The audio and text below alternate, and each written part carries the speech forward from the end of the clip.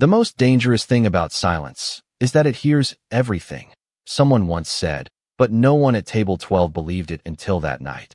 The rain tapped softly against the tall glass windows of the Manhattan restaurant, a place where a single dinner bill could cover a month's rent, and where people spoke in lowered voices, not out of humility, but out of habit, because power didn't need volume.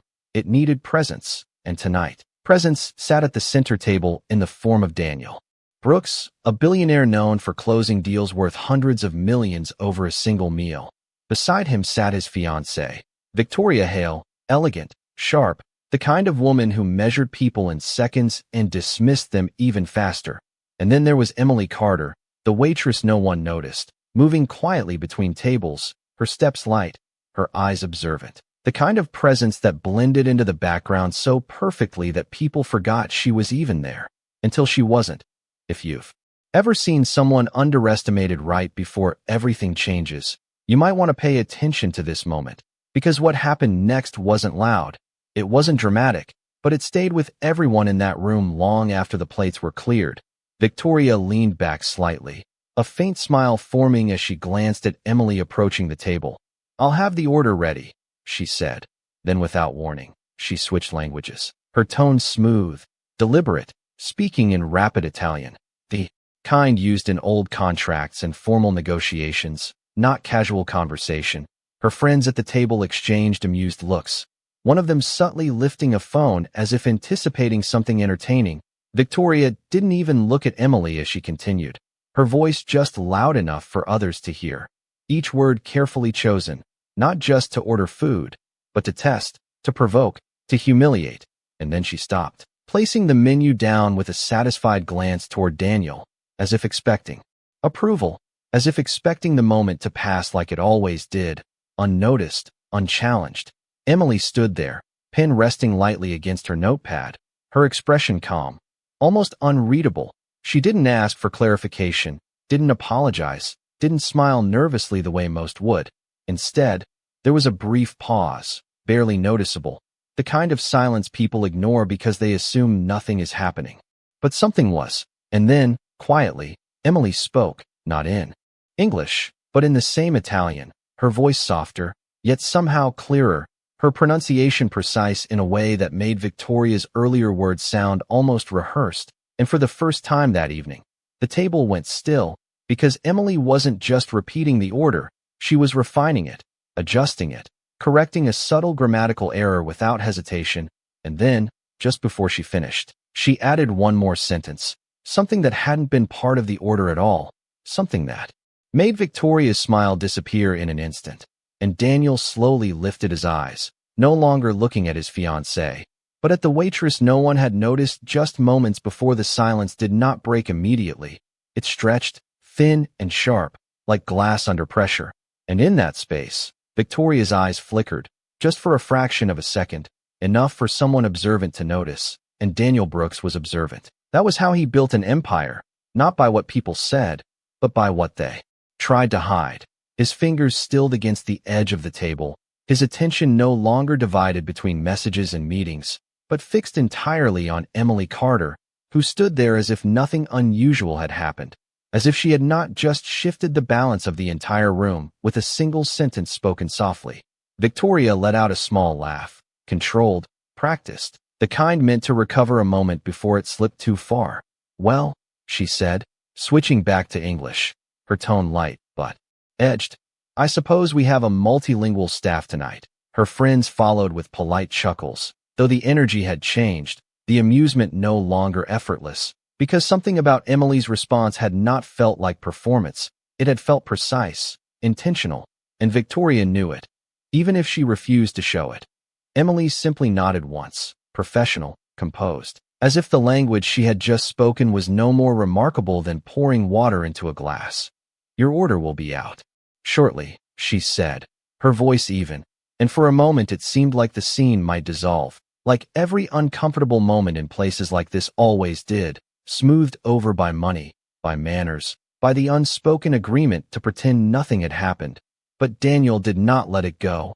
"Wait," he said, not loudly, but with a tone that carried further than volume ever could, and Emily paused, turning back slightly, meeting his gaze for the first time. And there it was, something he had not expected, not fear, not nervousness, but clarity, the kind that made people uncomfortable because it did not ask for permission. You said something at the end, Daniel continued, his eyes narrowing just enough to signal curiosity, not accusation. That was not part of the order. The table shifted again, Victoria's posture tightening almost imperceptibly, her hand resting too still against her glass. Daniel, it was nothing, she interjected smoothly, but he did not look at her, not yet, because he was still watching Emily, still calculating, still trying to place something that did not fit the image in front of him. Emily held his gaze for a brief second longer, then lowered it just enough to remain respectful without retreating. Just a clarification, sir, she replied, her words simple, but her tone carrying a quiet weight that suggested there was more beneath them, something she was choosing not to say, and that choice, that restraint, only made Daniel more certain that this was not accidental. Around them, the restaurant continued, glasses clinked, conversations resumed in hushed tones, but at table 12, time felt slightly out of sync, as if the moment had not fully passed, as if it was waiting for something else to unfold, and Emily, sensing that pause, gently placed the leather check holder at the edge of the table, though no one had asked for it yet, a subtle move, easy to miss, but deliberate, and as she stepped back, preparing to leave, Daniel's eyes dropped to it for just a second, just long enough to notice that it was not completely closed, that something inside had been written, not printed, not standard, but personal, and when he looked back up, Emily was already turning away, moving through the room with the same quiet grace as before, blending back into the background, as if she had never been the center of anything at all, leaving behind a table where no one was quite sure what had just happened, and one man who was no longer sure he understood the woman sitting across from him. Daniel did not reach for the check immediately, but his attention never left it, as if the small leather folder carried more weight than the contracts he signed every morning, because this was different. This was not numbers or projections or risk percentages. This was instinct, and his instincts had been telling him the same thing for the past 30 seconds. Something about Emily Carter did not belong in a place where people were meant to be invisible. Across from him, Victoria picked up her glass, her movements precise, controlled, but there was a slight tension in her wrist, the kind that only appeared when something had slipped outside her control, and control was something she valued more than elegance, more than charm, more than anything. You are overthinking this, she said lightly, not looking at him, her eyes fixed on the reflection in her glass as if the conversation did not deserve her full attention. But Daniel knew that tone. It was the tone she used when she wanted something dismissed quickly, efficiently, before it grew into something inconvenient. Daniel finally reached for the check, opening it just enough to see the edge of a handwritten note. Not long, not dramatic. Just a few lines written in the same language Victoria had used earlier, and for a brief second, he hesitated, not because he could not read it, but because he understood exactly what it meant when someone chose to write instead of speak. It meant the message was not for everyone. It meant it was precise, intentional, and possibly irreversible. He read it once, then again, slower, and the shift in his expression was subtle but undeniable, his jaw tightening just slightly, his eyes losing that distant detachment they usually carried during business dinners, replaced by something sharper, something more personal.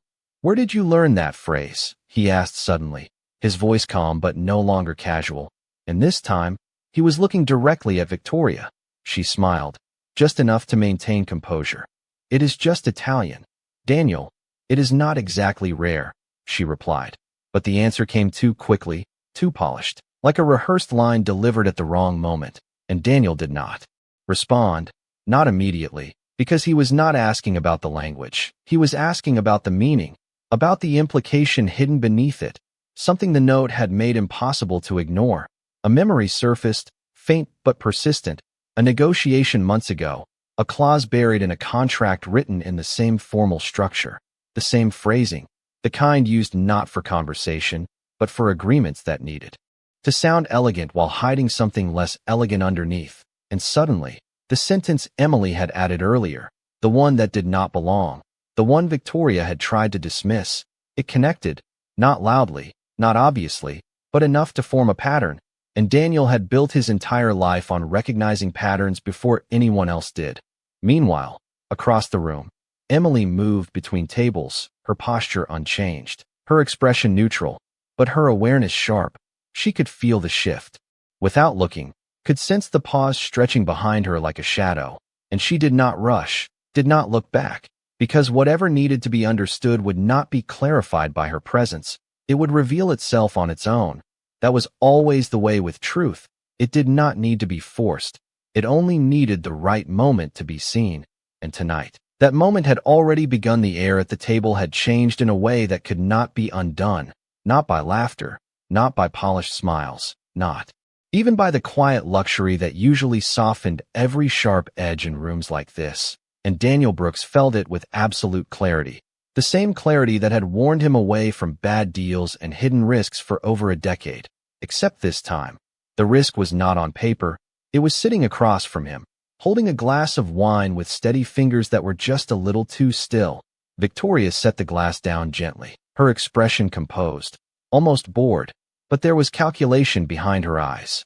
Now, quick and precise, measuring what Daniel had seen, what he had understood, and more importantly, what he might do with it. "You are staring," she said softly, a faint smile returning as if she could reset the moment by naming it. "If this is about a waitress showing off, I promise you, it is not worth your time." Her tone was light, but there was an undercurrent there, subtle, controlled, a quiet push to move on, to dismiss, to return things to their natural order. Daniel closed the check folder slowly, his thumb lingering for a second on the edge of the paper inside. Then he placed it back on the table, not pushing it away, not yet. "It is never about what something is worth," he said, his voice calm, almost conversational. "It is about what it reveals." And for the first time that evening, Victoria looked directly at him, not through him, not past him, but at him, her gaze sharpening just slightly, because she recognized that tone, the one he used in boardrooms when he had already seen the flaw no one else had noticed. Around them, the others shifted in their seats, sensing something but not understanding it, their earlier amusement replaced by a quiet discomfort, the kind that made people check their phones or adjust their posture just to feel grounded again. "You are reading too much into a translation," Victoria replied, her voice still smooth, but no longer effortless, and Daniel tilted his head just enough to study her, not her words, but the space between them, the pause before she spoke, the precision of her phrasing, the absence of any real curiosity about what had been said, only a desire to contain it. And that told him more than the note itself. Across the room, Emily paused briefly near the service station, her hand resting on the edge of the counter as she listened to the rhythm of the room, not the words, but the silence, because silence carried more truth than conversation ever could. She did not need to look to know that something had shifted at table 12. She could feel it in the way the room breathed, slightly uneven now, slightly aware. Daniel leaned back in his chair, not relaxed, but deliberate, creating space between himself and the table, between himself and the moment, as if he needed distance to see it more clearly. "What exactly did you say before the order?" he asked, his tone measured, directed at Victoria, but carrying something heavier beneath it, something that suggested this was no longer a casual dinner conversation. And Victoria's smile returned again, a fraction slower this time, a fraction tighter. "Just a comment," she said, lifting her shoulders lightly. "Nothing that matters." But Daniel did not respond, because he had learned long ago that the things people called unimportant were often the things that mattered most. A waiter passed behind Emily carrying a tray of glasses, the soft clink of crystal briefly filling the space. And in that moment, Emily moved again, seamlessly, quietly, as if she were simply continuing her shift, but her path angled just slightly, bringing her closer to the edge of Daniel's table. Once more, not interrupting, not intruding, just present enough to be noticed if someone was paying attention, and Daniel was, his eyes lifting just as she stepped into that invisible line of awareness. And for a brief second, their gazes met again, and this time, there was no question in his, only recognition, as if he understood that whatever had just begun at that table was not finished, not even close. The moment did not explode. It tightened, like a knot pulled too far to loosen, and Daniel felt it settle into place with a quiet certainty that something irreversible had just begun, his gaze shifting from Emily back to Victoria, not with suspicion anymore, but with calculation, the kind that came before decisions that changed trajectories. "Say it again," he said, not loudly, not aggressively, but with a firmness that did not invite refusal, and this time, the table fell completely still, because even those who did not understand the language understood the tone, understood that something beneath the surface had finally been acknowledged. Victoria let out a soft breath, her smile returning, practiced, controlled, but thinner now. "Daniel, this is unnecessary," she said, her voice smooth but edged with something sharper. "We are in the middle of dinner." But he did not move, did not blink, did not look away, because he had already crossed that internal line where politeness no longer mattered. Across the room, Emily paused again, not turning, not watching directly, but aware, always aware, her fingers resting lightly against the tray she carried as if she were giving the moment space to unfold on its own, because she understood something that most people in that room did not. Truth did not need help once it had been seen. Victoria finally picked up her glass again, more for the movement than the drink, buying herself a second, maybe two, and then she laughed softly, as if indulging a harmless request, switching back into Italian with the same smooth tone as before, repeating the order, every word placed carefully, flawlessly, but when she finished, she did not repeat the final sentence, the one that had shifted everything, and Daniel noticed immediately. "Not all of it," he said, his voice quieter now, but heavier, and for the first time that evening, Victoria hesitated, not visibly, not enough for most people to see, but enough for him, because hesitation was something she had never allowed herself before. "It was nothing important," she replied, her eyes holding his, testing whether he would push further, whether he would risk the discomfort, the exposure, the possibility of being wrong. But Daniel Brooks had never built anything by stepping back at the edge of uncertainty, and the faintest hint of a smile touched his lips, not amused, not warm, but knowing. "Then it should be easy to repeat," he said.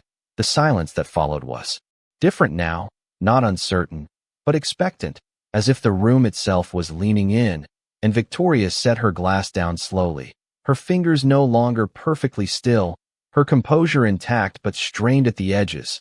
And then she spoke again, this time faster, quieter, the words slipping out as if speed might make them less significant, but they did not, because before she could finish, another voice completed the sentence, calm, precise, unmistakably clear. "And he signs what he does not fully read," Emily said from just behind the table, her tone soft, but carrying across the silence like a line drawn in ink, and everything stopped. No one laughed, no one moved. Because the meaning did not need translation anymore, not for Daniel, whose eyes lifted slowly to meet Emily's, the pieces aligning in a way that felt both sudden and inevitable. The phrasing, the structure, the implication, it was not a joke, not a casual remark. It was a pattern, a strategy, something designed to exist in plain sight but remain unnoticed, until now. Victoria turned sharply, her composure cracking just enough to reveal something underneath. Something defensive, something real. "That is not what I said," she replied quickly, but the denial came too late, because Daniel was no longer listening to her words. He was listening to the silence she had left behind, and in that silence, the truth had already settled. The denial did not land. It hovered, fragile and incomplete, and Daniel could feel it, the way he could feel a deal falling apart before anyone else in the room even noticed, because truth had a weight to it. And what Victoria had just said carried none. He did not raise his voice, did not accuse, did not create a scene. Instead, he leaned forward slightly, his attention narrowing to a single point.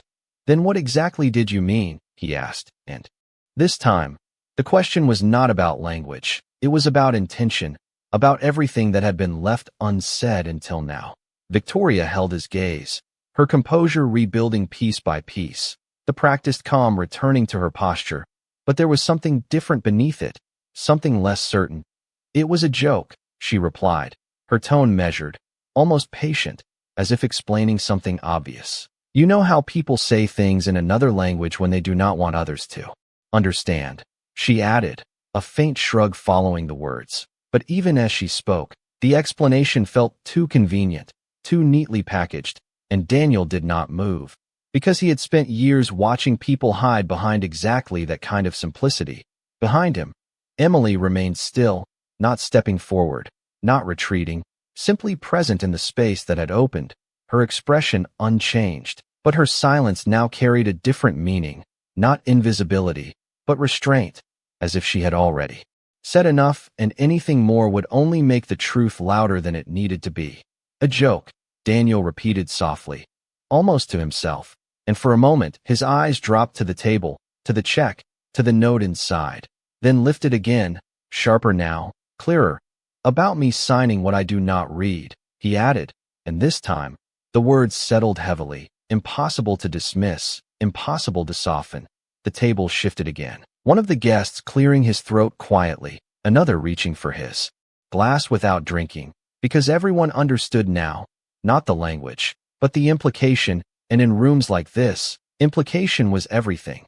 Victoria's smile faltered for just a second, then returned, tighter, controlled. You are taking that out of context, she said, but her voice had lost a fraction of its ease, a fraction that Daniel noticed immediately, because context was exactly what he specialized in. Seeing it, breaking it apart, understanding what others tried to obscure. Across the room, a soft murmur of conversation continued, but at table 12, the air had grown heavier, thicker, as if every word now carried consequence. And Emily, standing just within that invisible boundary, watched without watching, aware of the tension but untouched by it. Because this was no longer about her. It had never really been. It was about what people revealed when they believed no one was listening.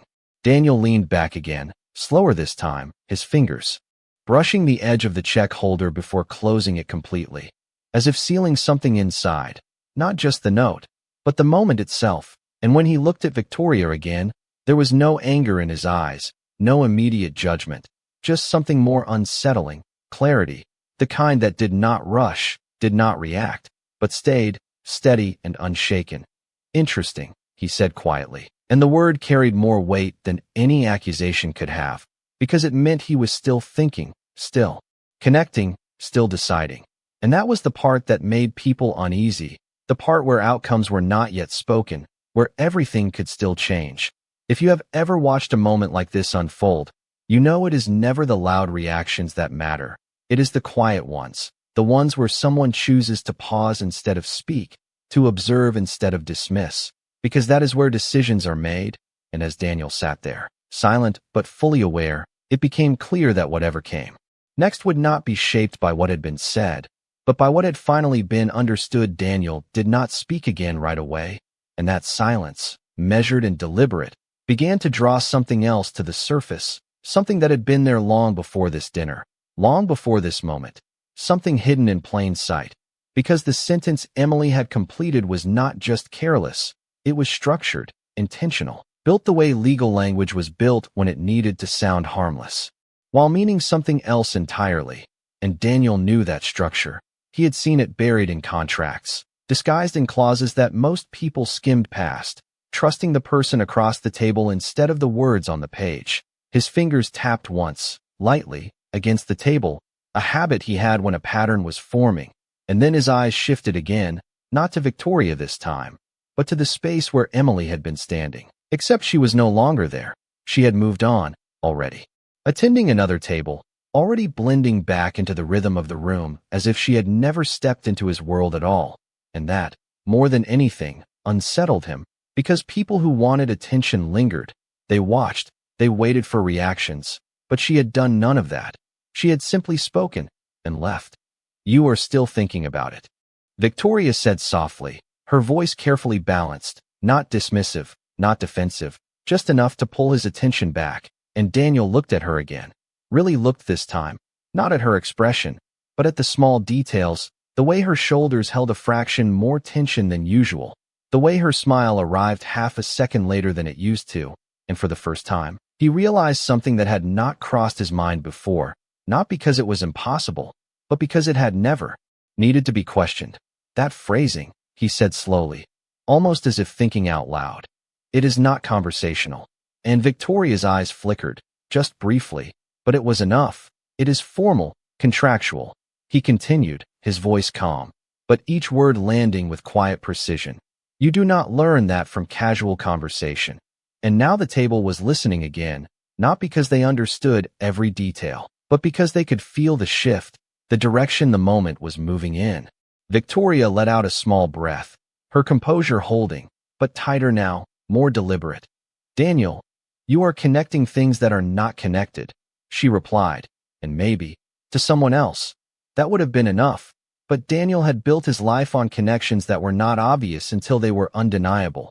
And the note in the check, the sentence Emily had added, the hesitation in Victoria's response. They were not separate, they were part of the same line, the same quiet thread that had just begun to reveal itself.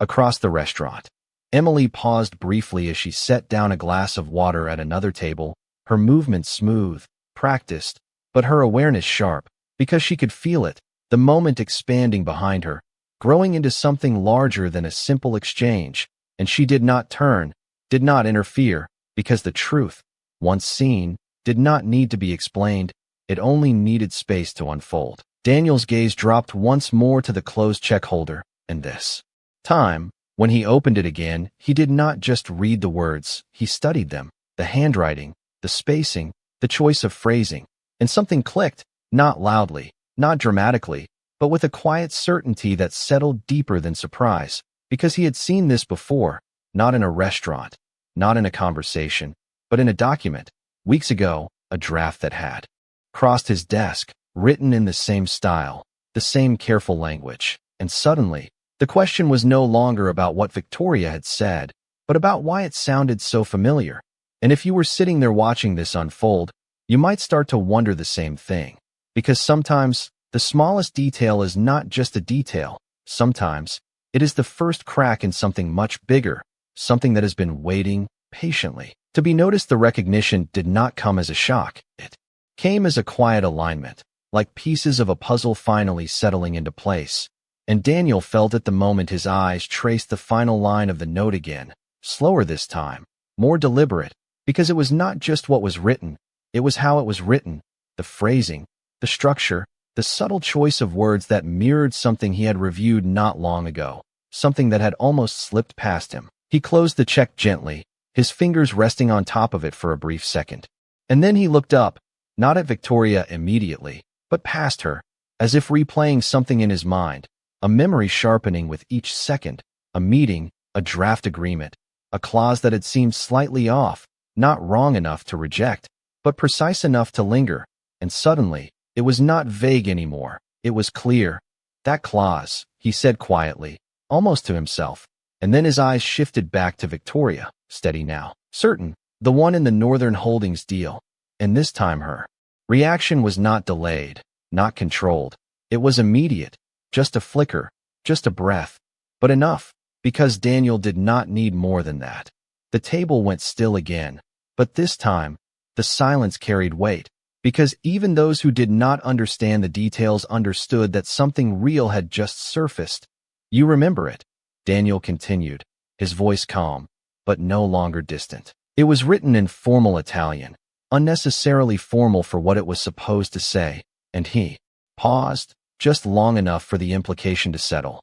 I almost signed it, he added, and that word, almost, landed heavier than anything else, because it carried consequence. It carried the weight of something that could have happened, but did not. And now, everyone at the table could feel that shift. Victoria's composure held, but only just, her smile returning. Thinner now, more fragile. Daniel, you are making a connection that is not there, she said. But her voice had lost its smoothness, lost that effortless control it carried earlier, and Daniel did not interrupt, because he did not need to. The truth was already moving on its own. Across the room, Emily placed a plate down gently at another table, her movement steady, but her awareness sharp, because she could feel it, the moment reaching its edge, the point where understanding became unavoidable. And still, she did not turn, did not step in, because this was no longer her moment to control, it was theirs to face. Daniel opened the check again, this time turning it slightly so the light caught the ink more clearly. And then he spoke, not loudly, but clearly enough for Victoria to hear every word. "This is the same structure," he said, tapping lightly on the note. "The same phrasing used to hide a liability behind a benefit. And now, the room did not need translation. Because even without understanding the language, they understood the meaning, deception wrapped in elegance, intention disguised as sophistication. Victoria's hand tightened slightly against the table, her composure still present, but no longer seamless. And for the first time, there was something else there, not just control, but calculation, as if she were deciding not what to say, but what to admit. Daniel leaned back slowly, his gaze never leaving her, and in that moment, the dynamic had shifted completely, not with anger, not with confrontation, but with clarity, the kind that did not need to be raised, did not need to be proven. It simply existed, undeniable. And if you were watching closely, you would realize something important. This was never about a language, never about a waitress correcting a sentence. It was about a truth that had been hidden in plain sight, revealed not by force, but by a single voice that chose not to stay silent. And now, with that truth fully in the room, there was only one question left. Not what had happened, but what Daniel Brooks would do with it next. Daniel did not react immediately. And that was what made the moment final, not explosive, not chaotic, but settled, like a decision already made long before it was spoken, his gaze resting on Victoria with a calm that felt heavier than anger ever could, because anger could be dismissed, but clarity could not. He closed the check one last time and slid it gently toward the center of the table, not as a gesture of payment, but as a quiet acknowledgement of what had just been revealed. And when he spoke, his voice was steady, almost soft, but every word carried weight. "I remember asking why that clause was written that way," he said, his eyes never leaving hers. "And I remember you telling me it was just a formality." And Victoria held his gaze, her composure still intact, but no longer effortless, the space between them no longer defined by elegance, but by understanding, the kind that could not be undone. "It was," she replied, but the words no longer landed with certainty. They hovered, thin, incomplete, because now there was context, now there was pattern, and Daniel did not interrupt, did not argue. He simply nodded once, slowly, as if confirming something to himself rather than to her. Around them, the table had gone completely quiet, not out of politeness, but out of awareness, because even without knowing the details, they could feel that something fundamental had shifted, something that would not return to what it was before. Daniel leaned back slightly, creating distance again, but this time it was not to observe, it was to conclude. "I almost signed it," he repeated, and there was no accusation in his tone. Only fact, only the quiet recognition of how close something had come to happening, and how different things might have been if one detail had gone unnoticed. Victoria's expression softened, just for a moment, not into apology, but into something closer to acceptance, as if she understood that whatever explanation she offered now would not change what had already been seen. And for the first time that evening, she did not speak immediately, because there was nothing left to reframe, nothing left to control.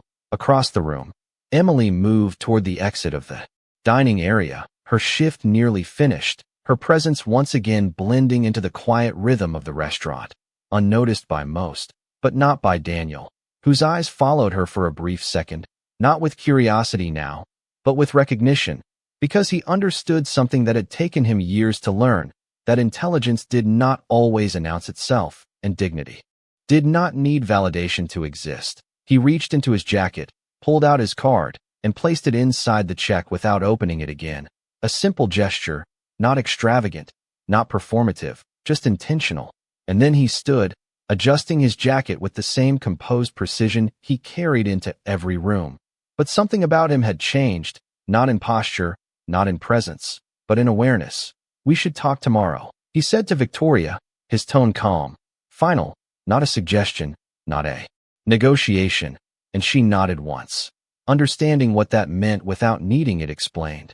Daniel turned, his gaze passing briefly over the room before settling one last time on the direction Emily had gone, and then he walked toward the exit, not rushed, not hesitant, just certain, leaving behind a table that would never quite feel the same again. And somewhere between the quiet footsteps and the fading sound of rain against the glass, the lesson lingered, unspoken but clear, that the most powerful moments are not the ones where someone raises their voice, but the ones where truth is spoken so calmly, so precisely, that it leaves no room for anything but silence. Because in the end, it was never about the language, it was about the choice to see, and the courage to no longer ignore what had always been there.